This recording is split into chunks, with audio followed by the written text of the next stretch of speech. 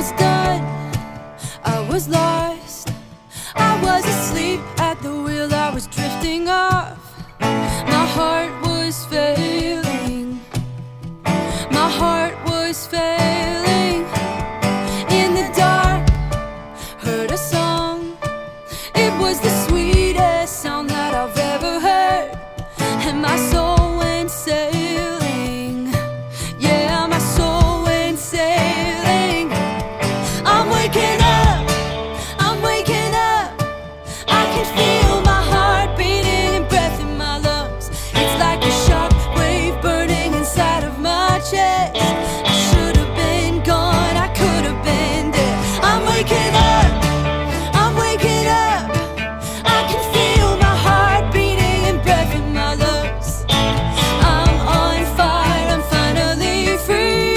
I am alive in the land of the living.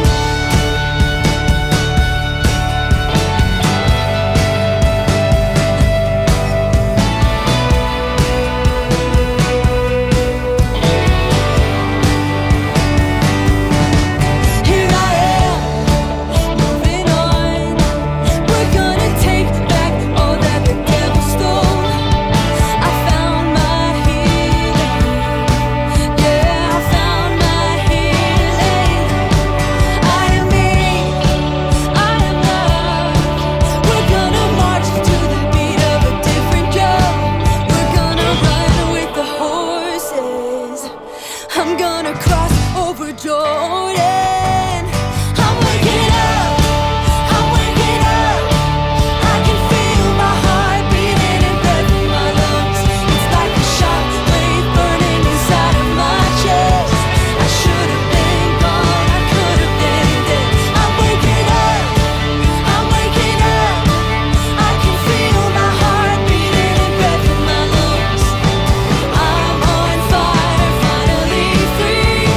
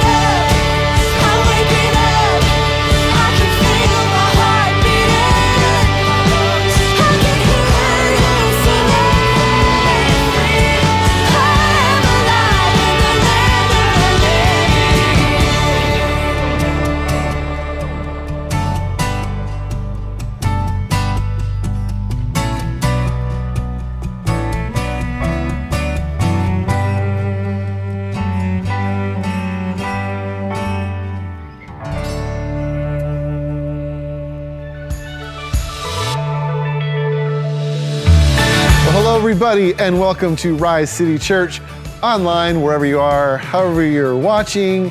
Great to have you joining us today and be a part of our service. It's going to be a really exciting day. We're starting a new series, so yeah, we're glad you're here.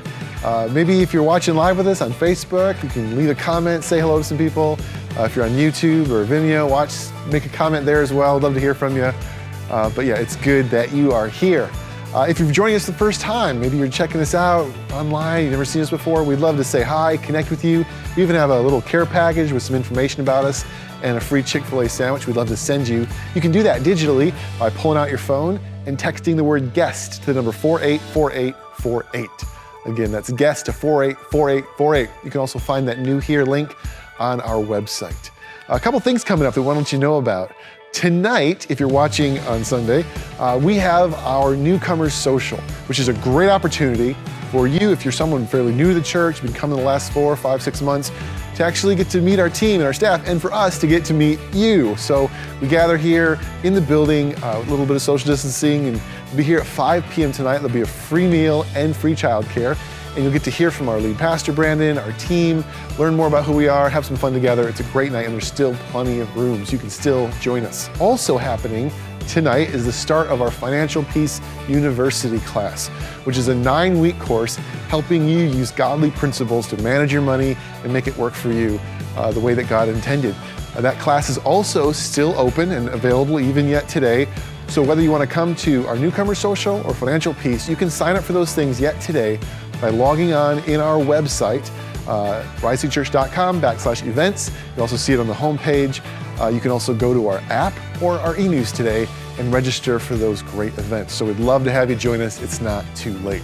Now, while some of the restrictions and stuff are getting a little better, I guess, around here in California, we know that life still is not quite what it usually is, but we do have live in-person services, as well as we'll continue to do these online services. But we want you to know, we say this a lot and we want to say it again, being the church is more than just going to a worship service or watching one online. It's about being part of a community. It's about being part of the people of God together. And that's why simply saying, oh, I watched the service today, it's not really what we're after when it comes to following God and being His people. It's about doing it together. And so even though a lot of us are still online, we want you to know that we are still offering life groups, and a whole new season is kicking off next week. And some of them include online, hybrids, or in person if you're comfortable. We would love to have you consider joining one, and it's definitely not too late for you to sign up. You can go to our website, risecitychurch.com/groups, and see all our list of groups, different leaders, when they're meeting, what they're studying, and find a group that fits well for you. We have all kinds. There's men's, women's, young adults, left-handed basket weaving, people named Carl. You can find a group that's perfect for you. And guys, this is not just this extra thing. This is part of what it means to be the church, is that we're doing it together. So log on, find out a group for you, and join today. It's gonna be amazing. One thing we've been doing the last few weeks that's really cool is we've been looking back at some of the ways that your amazing generosity to the Christmas offering has made an impact in our world. We've seen some different videos and things, and you might remember that one of the big initiatives in the Christmas offering was our support of the International Justice Mission. Well, we received a video from them just wanting to say thank you to you guys for your generosity. So check it out. Rise City Church, wow. Thank you so much for your incredible generosity this year. You blew us away with your kindness, and we are so grateful. Your generosity makes a huge impact. It fuels our mission to protect people in poverty from violence and to one day see an end of modern slavery in our lifetime. So on behalf of International Justice Mission and a few of my colleagues around the world, we say thank you so very, very much. নমস্কার, আপনাদের প্রার্থনা আর সহযোগিতার জন্য অসংখ্য অসংখ্য ধন্যবাদ। We know this has been a hard year for you, but we want to remind you that we see you, we love you, and we appreciate you. On behalf of IJM and those who are free because of you, thank you. Maraming salamat po. ขอบคุณค่ะสมวกล Muchas gracias. On behalf of IJM and those who are free because of you, thank you.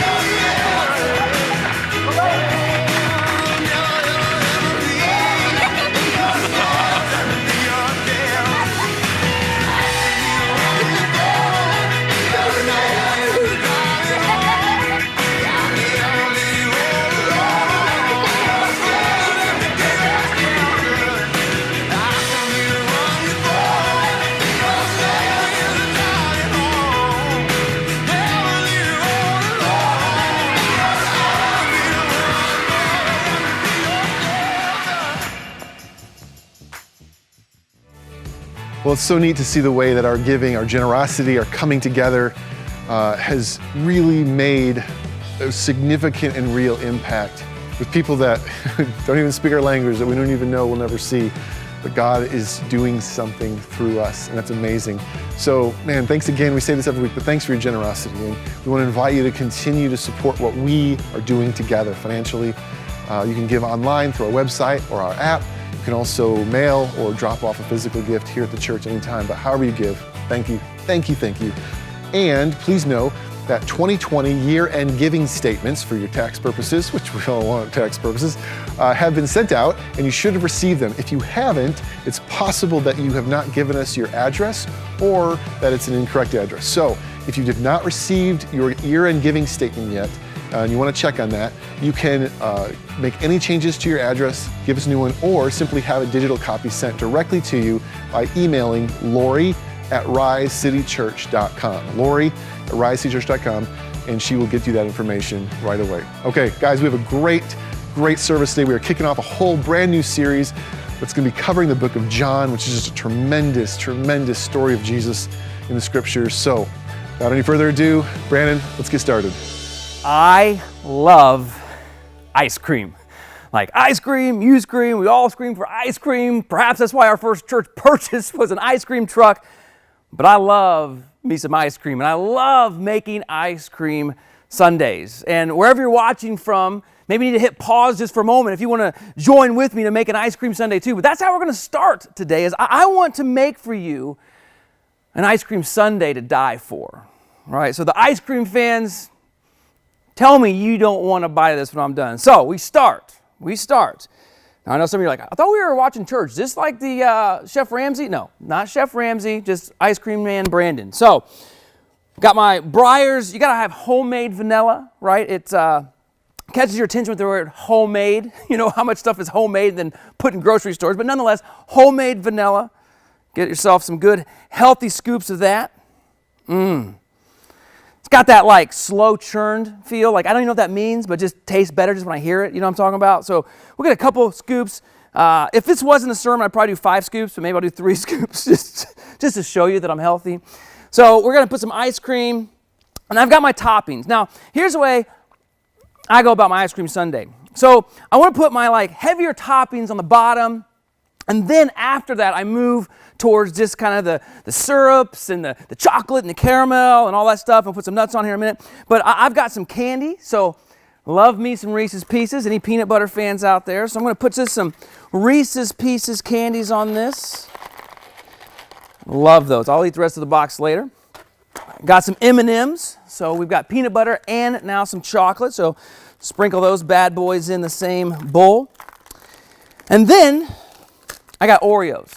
And just to make myself feel better about myself, I got thin Oreos. So now, it's a healthy sundae, right? These things that we tell ourselves, make ourselves feel better. But you can't just put like just a whole Oreo. No, you got to crush this. Watch this. Oh, just feels more tasty sprinkling these things on there.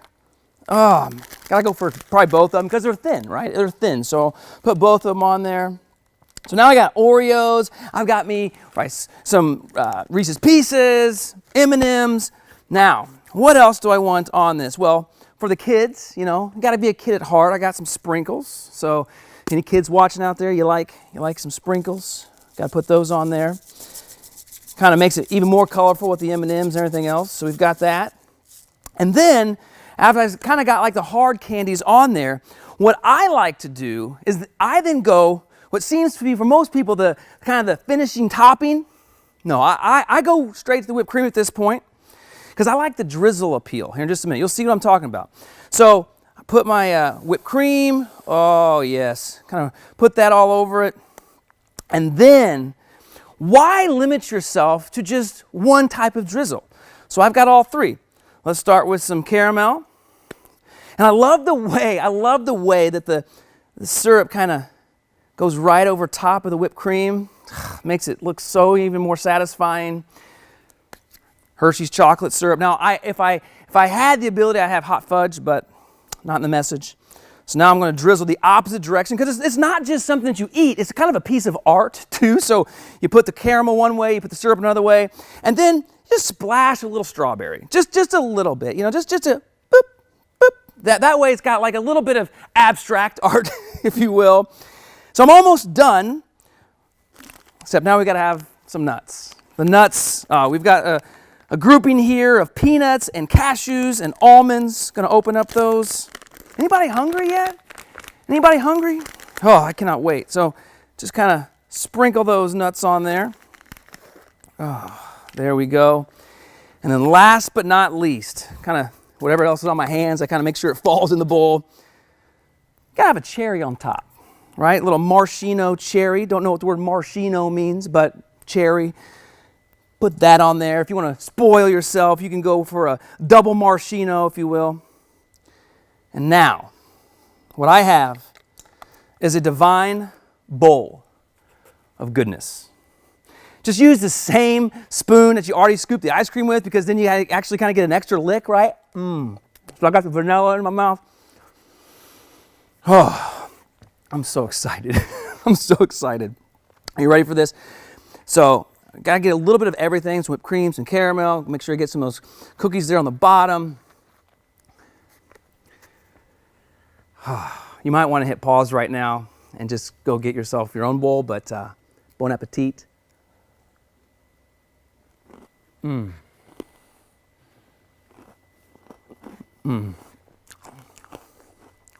amazing. I just got saved. It's amazing. It's amazing. I don't even want to preach anymore. It's so good.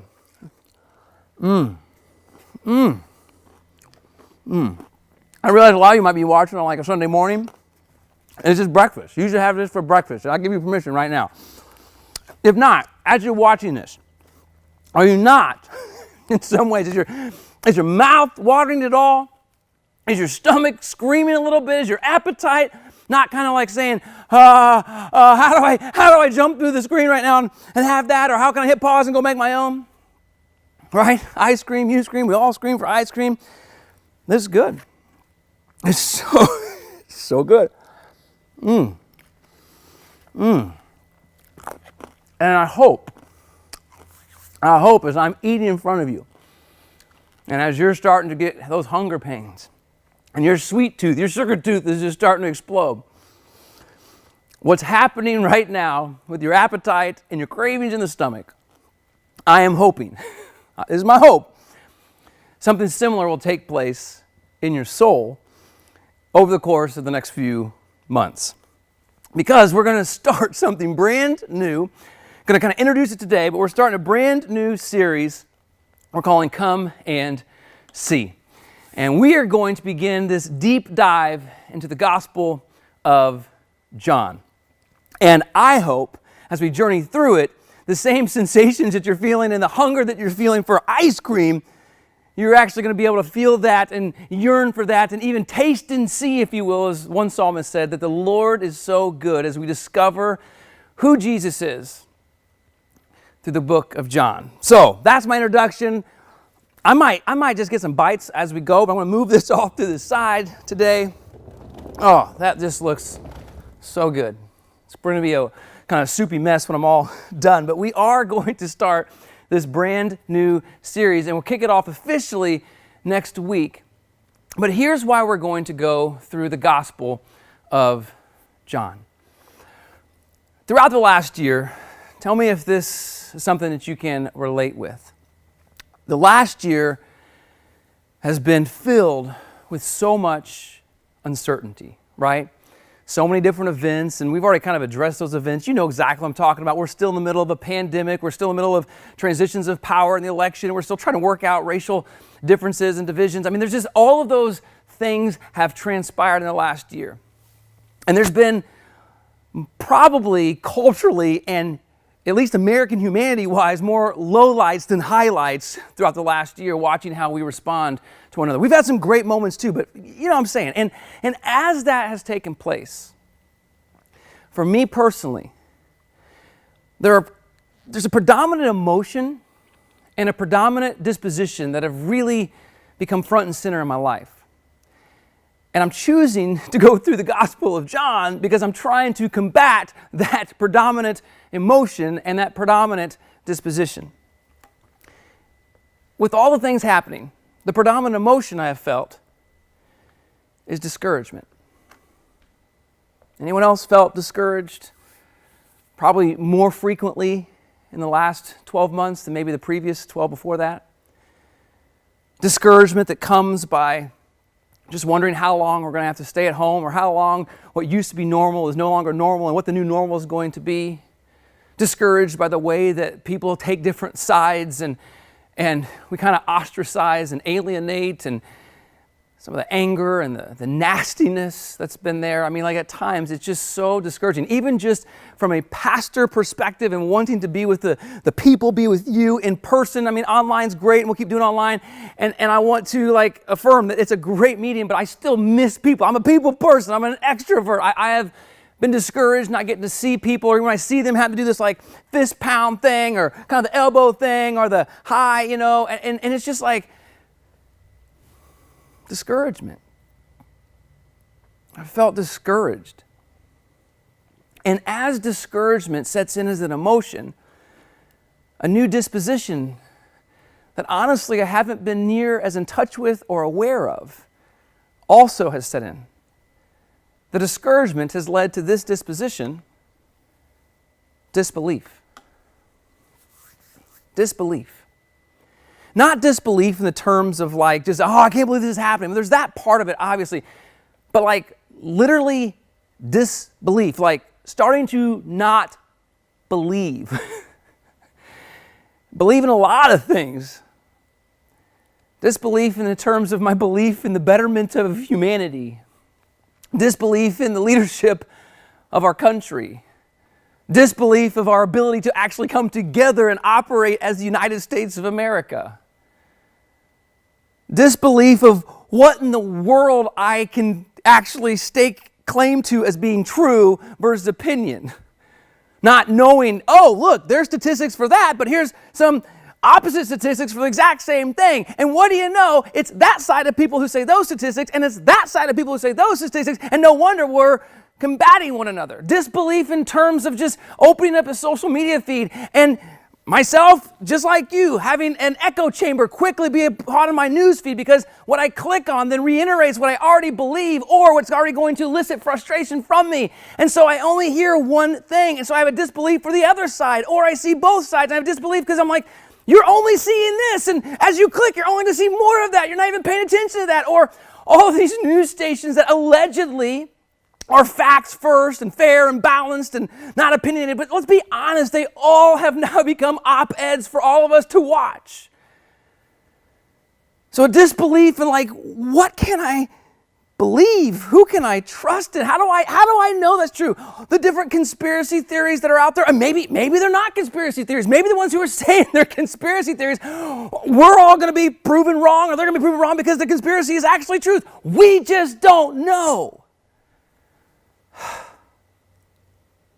Right? And so I'm discouraged because I want to know what's true, what's reliable, what I can trust in. And it's kind of the slippery slope, this disposition of disbelief, because it's like, how do I know who to trust in? What to trust in? What's good? What's real? What should I be excited about? I don't even know me anymore. And here's the thing, I don't think I am alone. I believe discouragement and disbelief are the predominant emotions and dispositions in most of our lives. And this one, this disbelief, it's weird how like all of this then plays into my spiritual life. Well, if I can't trust this and I can't trust that, and I'm not sure if that's true, or this is true, or who this or that, or that person represents it, then all of a sudden in my own spiritual life, I'm like, well, how do I know that's true? How do I know I can trust that? Or like, why would God even let that happen? I don't even know. Like, what is exactly true anyway? And you start to find yourself being like, wait a minute, why is my discouragement based upon what's happening in culture all of a sudden causing me to have a disbelief in Christ? You see how that works?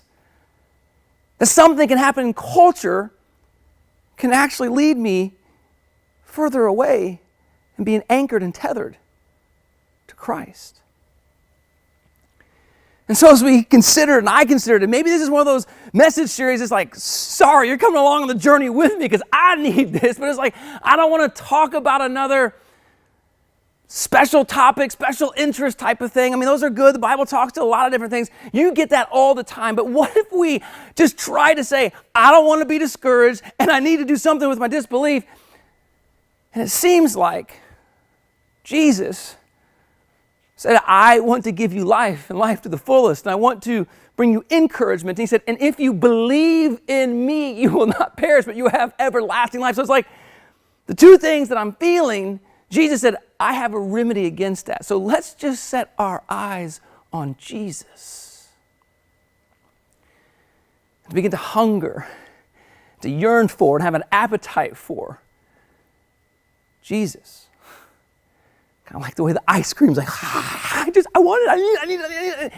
I want something that's going to encourage my soul. I want something that's going to anchor me in a deeper sense of belief. Are you with me? Type amen emoji. Yeah, whatever you want to do. Cheers with your ice cream. But that's why we are doing this. Because here is what the Gospel of John himself, the writer, said, this is why I am going to write to you. John chapter 20, verses 30 and 31. It says, Jesus performed many other signs in the presence of his disciples. We're going to see so many different signs and miracles that take place in the book of John. But he says, I didn't even come close to writing all of them down. But here's the thing. A lot of them aren't recorded in this book, but these are written. Here is my thesis statement. Here's the purpose to why I am writing this gospel. This is John saying this. These are written so that you may believe that Jesus is the Messiah, the Son of God. I want you to believe. I want you to believe for the first time, or maybe to believe again in Jesus, the Messiah, the Christ, the Son of God. And that by having this reinvigoration or a new understanding of believing in him, you might have life in his name. Life.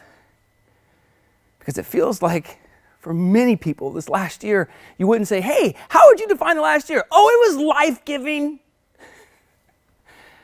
It's like, I don't know. I'm trying to figure out my purpose in life now. I don't know what to make of life anymore. What I knew is to be life is no longer life. So to say, believe in him that you would find life in his name. My salivary glands begin to salivate. My appetite begins to get hungry and say, tell me more, tell me more, tell me more. Because I want to believe and I want to find life. And the Gospel of John is actually written to people, followers of Jesus, who are experiencing some of the exact same things that we're experiencing now. In different contexts, of course, but they were experiencing this predominant emotion of discouragement and this disposition of disbelief. See, John was written by, not very creative, but written by a guy named John, okay? So very clear, right? Sometimes clarity is better than creativity. So Gospel of John. John is actually initially he was a disciple of John the Baptist. He was a fisherman by trade.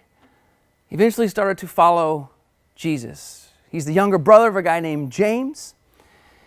And John received Jesus' invitation to follow him, and he walked in close proximity to him. He was a very close disciple to Jesus. Jesus had 12 disciples, and I'd say Peter, James, and John were some of his closest friends. John, as we're going to see as we read his gospel, even times identifies himself as the beloved disciple. I don't know if he was trying to get one up on his brother or Peter saying, oh yeah, I'm the beloved disciple. But he even said the beloved disciple. And what this tells us is what we're going to look at in the Gospel of John as he records what happens in the life of Jesus. And he looks at the different signs and miracles and what Jesus said, ultimately trying to encourage us to believe in Jesus, to find life in him. Is we are getting an eyewitness account. Someone that actually spent time with Jesus. Someone that actually listened to Jesus and heard his word, could tell you what his voice sounded like. Was able to dialogue, ask questions with. It's an eyewitness firsthand report versus someone that's writing years later about what they have heard. This is almost like an autobiography versus a biography. And if I'm going to put my trust and my hope and my belief in something, or particularly someone, and believe I'm going to find life, I at least want to hear from someone who knew that other someone, and walked with them, and spent time with them. And as John writes the gospel, it's actually years after Jesus has died, risen from the dead, ascended into heaven, given the commission to go and to spread the word across the world, to let people know that Jesus is alive, he is king. And in that time, a lot of things happened in the culture. A lot of events took place that caused Christians to have a lot of questions, a lot of discouragement, and a lot of disbelief. In 70 AD, kind of the main structure in Jerusalem that centered on kind of the Jewish faith, the temple, where people believed that God's presence literally dwelled. People would come there to offer sacrifice. If this is where you came to experience the presence of God, it was destroyed. Completely destroyed. Romans came in, wiped it out. Causing Christians who had said yes to following Christ, maybe 20 or 30 years before, but still had Jewish roots, to wonder, what do we do now? Because what was old, yes, we accepted something new, but yet we still had an adherence to what was old, but now it's not there anymore. So maybe we were wrong. If we're wrong about that, we were wrong about this, and what do we do about Jesus? So there was this quandary of what in the world? Why is the history of what we know and we're so attached to, even though there's this new form with Jesus, that's now gone. So what do we do about that? How do we interpret that? And then there were Jewish religious leaders who had not said Jesus was the Messiah, the Son of God. They themselves began to look at the Christians and say, look at this. You are so wrong. And now the temple is gone and you've followed some not real Messiah. You have no place here because you can't even come here anymore. And so they found being ostracized from their own people if they were of Jewish background. Greek philosophy was starting to infiltrate, and people were asking questions about various gods and different philosophies and ideologies. And we see that even in the book of Acts, where Paul has different debates with different scholars. Like, people are starting to think different thoughts. And Christians are saying, no, I anchored my life on this guy named Jesus, but based on what's happening in the culture and different events and ideologies and philosophies and my own people on the inside casting us out, what do we do about this? Not to mention the Romans, who were the leaders of the pack, the Roman Empire. At the time that John actually writes this, the Emperor Domitian was one who wanted to be labeled as God, worshipped as God. And Christians were left wondering, what do we do about this? Do we conform and capitulate to the government and what they're wanting us to do? People that we used to know or familiar with, they've kind of ostracized us. What was familiar is now gone. Like, there was not just disillusionment, there was this discouragement, and there was disbelief. And John, who I believe is kind of like a consummate pastor. Like, he's in his 80s at this point when he writes this, somewhere around 90 to 95 AD. He's around 80 years old. Like, he's like Tom Brady's age. This is like his Super Bowl moment. Tom Brady's had like 10 now. But he writes, and it's like he gets his flock together, and he's like, okay, I know you are discouraged. I know you're wondering how to make sense of things. I know that it's causing you to start to wane in your belief and your adherence to Jesus. And I mean, now it's been like 50 years removed. So a lot of these Christians, they haven't actually seen Jesus. They haven't actually heard Jesus. They haven't walked with Jesus. And they're just trying to base their belief maybe off of John, who is one of the last people who had a firsthand experience with Jesus. And so John says, come here. And he writes this beautiful gospel account to encourage and to provoke belief. And by provoking belief, to bring about the life that God intended. As we look through this Gospel of John, you're going to see those words appear a lot: belief, or to believe, and to experience life. When John uses the word believe, he's referring to, yes, this intellectual, cognitive understanding, to believe actually that Jesus is real, to believe that Jesus lived a perfect life, to believe that Jesus actually was crucified, to believe that Jesus actually raised from the dead, to believe that Jesus actually sends His Spirit into our lives and we trust in Him. He wants us to have this intellectual understanding and cognitive adherence. Yes, there's that belief, but John is also referring to a relationship in his word belief, a fidelity, a loyalty, I want you to believe and to experience and to encounter and to come into relationship with this Jesus because He is alive. So it's not just like, oh, I can check the box and I believe this, and this, and everything should be fine. No, he said it's mental, but it's also relational.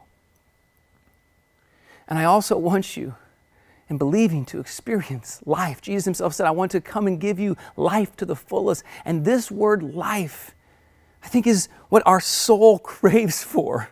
It's what happens when we want ice cream, but ice cream is not even going to fill the void of our soul craving for true life. And life, in John's mind, is life as God always intended life to be from the very beginning. That God had a plan, God had a purpose, and that plan and that purpose was not stained with sin. And there was a belief that if you trusted fully in God's ways, His will, His words, that it would bring about the best. And you look at Genesis chapter 1 and Genesis chapter 2, which we'll see soon that John chapter 1, the first part, kind of actually echoes that. But in the first two chapters, God makes everything with no sin, and when He looks upon it, He says it's good. He looks at humans, He says it's very good. And it is a beautiful picture, life to the fullest, satisfaction. Shalom is the word, a peace with God, a peace with self, a peace with others, a peace with the creative order, that there was not chaos, there was not strife, there was not discouragement, there was not disbelief, but it was life as God intended life to be. And what Jesus came to restore to us who live in a broken, fallen world because of the stain of sin. John is saying, listen, I know all this stuff is happening around you and you're not really sure what or who to believe in, but let me remind you about Jesus. Let me remind you about Jesus.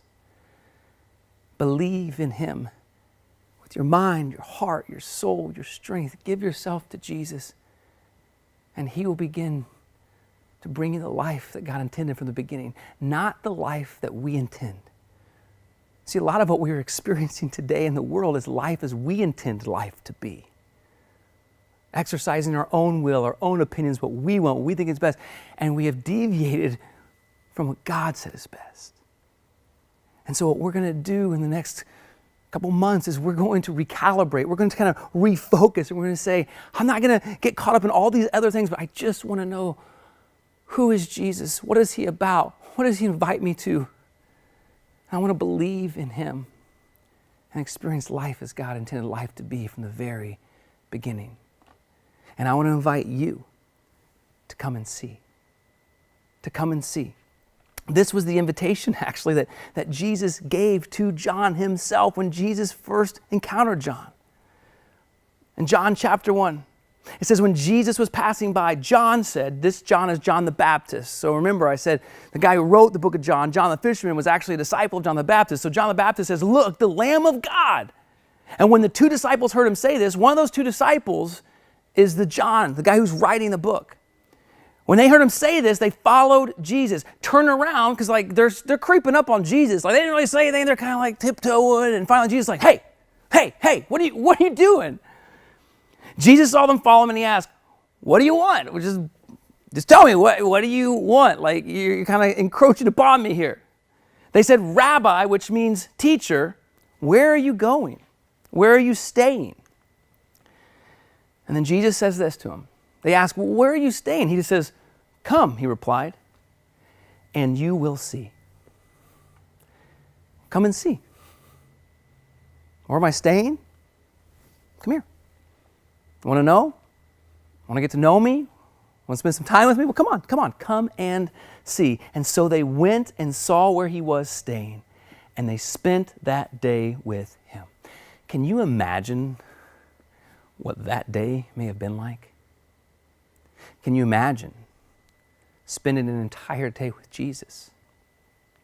Can you imagine dedicating 3 to 3.5 years of your life following Jesus and seeing and hearing all the things that he did? That's John. Come and you will see. Come and you will see. That is the invitation. And oftentimes, right, when we feel discouraged or have disbelief or just in general the things that we want to kind of be curious and find out, we lean in when people invite us, or when we're passionate about something, we invite people, hey, come check it out. Like if there's something that you've bought that you like, something you've tasted that you feel like is good and you want to share with people on our experience, we say that, right? Come and check it out. Come and see. I've, in the last few months, become just a huge fan of pickleball. Like, and I'm trying to get everybody, hey, come play pickleball. It's not just for old people, or maybe I'm just denying the fact that I'm starting to get middle-aged. I don't really care. I love me some pickleball. Come and see. Come and play some pickleball. Kyle, I know you're watching out there. Amen. Give an amen. There's so much greater. The invitation is so much greater when we say, come and see Jesus. Because he truly will, I believe, help you in your disbelief and encourage your soul. Here are some of the things we're going to see as we come and see Jesus. We're going to see the one who existed before even the creation. Like he has been there from the very beginning. So he kind of knows what life is. The one whose first miracle was turning water to wine.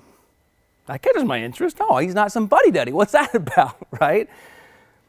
The one who got angry and flipped tables and made a whip and drove out people because he was passionate about defending certain people in the temple area. Come and see the one who had a secret meeting with a religious elite, and he told them, you got to be born again. And the guy was like, what does that mean? Am I supposed to crawl back in my mom's womb? Like, come and see.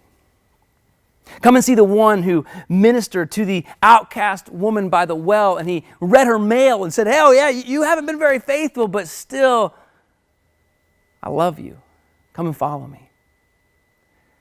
Come and see the one who constantly pushed back against the religious establishments who were more about rules and regulations than a relationship. Come and see the one who drew a line in the sand after a woman who had literally been caught in the act of adultery was drug out in an embarrassing state, and he drew a line in the sand and he said, if you don't have any sin, you be the one who cast the first stone. Come and see the one who took a little boy's lunch with some bread and fish and ended up feeding thousands of people. The one who showed up late, or actually didn't even show up at his friend's funeral because he didn't need to, because instead he called him forth from the grave. Come and see the one who washed the feet of his best friend's feet that were covered in dust and dung. I mean, it was nasty, but he was a servant. Come and see the one who stood before his own people as they betrayed him and they asked for the release of an innocent man. Even though he was innocent, they deemed him guilty. And then in standing before them, as well as a Roman official, the people were staggered. Like, what in the world? How can you just take this? And the official even asked, what is actually true? And he says, you want to know truth? You're looking at him. Come and see the one who was brutally murdered in a heinous fashion, but didn't stay dead. Rose victoriously from the dead. Come and see the one who, one of his first acts after raising from the dead was restoring belief in one who doubted, as well as offering mercy and forgiveness to one who had betrayed him. Come and see the one who said, he is the bread of life, the light of the world, the good shepherd, the true vine, the resurrection and the life. And he also said, I am the way, the truth, and the life. Come and see. And so, in a similar way, hopefully that there was some connection, that your appetite kind of got going there with the ice cream, but even more so, I want your soul's appetite to get going as we get ready to jump in to this Gospel of John that we're looking at and saying, come and see. So let me give you a few kind of ground rules as we jump into this next week. Here's 4 things that I want you to commit yourself to doing. 4 strong suggestions. I'm learning that language, strong suggestions, from the state of California, because that's kind of how they go about the whole pandemic thing. Like, we mandate this, here's a strong suggestion. So here's a strong suggestion for you. First off, I want you to get a John Journal Bible. We're going to be going through the book of John, but we've bought these journal Bibles for you. We want you to take this. It's just the Gospel of John in the NIV translation. And in the actual book, it's got the scriptures, but it's got places for you to write, and it's got little footnotes. And so I want you to get a copy. If you're watching online, if you're in a life group, your life group leader will get that to you. If you want to come by the church office sometime throughout the week, Monday through Thursday, 9 a.m. to 4 p.m., we have a John Journal Bible to give to you. Or if you're still in home, you're not comfortable going out, you're not going to be in a life group, whatever the case may be, there is actually a link right on the front page of our app that you can buy this from Amazon for $6.99, which is probably just $1 or $2 more than your coffee from Starbucks. It's worth the investment in your soul. Christ is better than that caffeine. Spend $7. Second thing is I want you to commit to reading a little bit every day. I want you to realize that quality is better than quantity. And so just nibble on it or devour it all and go back. But I want you to commit to reading it each day. Reading it each day. And as you read it each day, I want you to mark it up and I want you to pray it up. That's why we are giving you a paper copy. I'm actually asking no phones, because phones create distractions, you get notifications. I was like, don't do the phone. Read it. Mark it up. Circle, highlight, underline, write questions, reflections, write in the journal things. You spend time, write in it.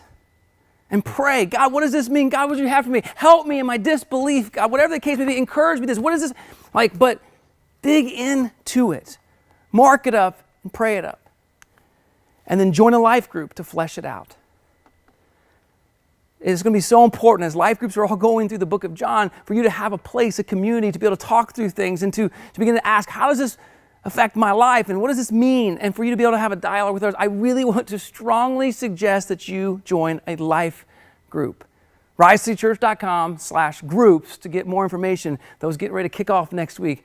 But this is what I'm asking as we get ready to go through the book of John. So come and see. Come and see. Get the Bible journal, commit to reading every day, mark it up, pray it up, and join a life group. And to conclude, let me give you this final picture. Final picture. So one of the things that my wife is beginning to give me a hard time about is she says I am not able any longer to see things that are right in front of my face. The joy of us getting older, I guess.